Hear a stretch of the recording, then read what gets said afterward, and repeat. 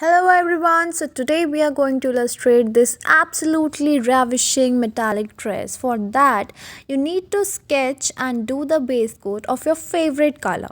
I have taken brown, then take a brown marker, leave some space for the base coat to depict shine and give this kind of texture. As metallic dress consists of a lot of shine and darkness as well, but the fact is that light fall is very intense, due to which dress color appears to be very bright, very shiny. So for that you need to leave some spaces like this, and yes, keep the stroke in a zigzag form. As you can see, I'm not putting very smooth strokes.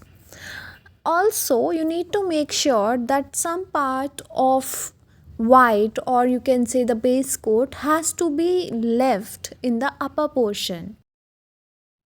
Once the base coat of brown is done, you need to take a darker shade of marker, or you can use any sketch pen for it.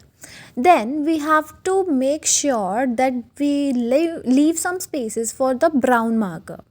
As you can see, what I'm doing is I'm putting this shade in some parts to depict the darkness, the intensity. Wherever I have left the white spaces, you need to make sure that you do your strokes over there beside those white lines. And a quite shiny effect is appearing, if you can observe. It was very flat before, but now we can see some effects coming out of the shine.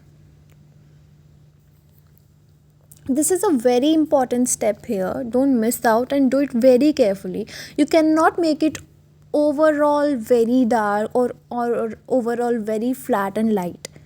You have to make sure a proper balance of light and dark.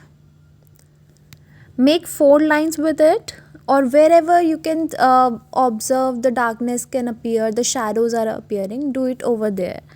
After that, with brown watercolor, I've just smudged or have created a shade over folds. Once this is done, we have to depict the shadow with black marker. Give some touches, just 10% touches you have to give from black. You can see I'm not doing it all black.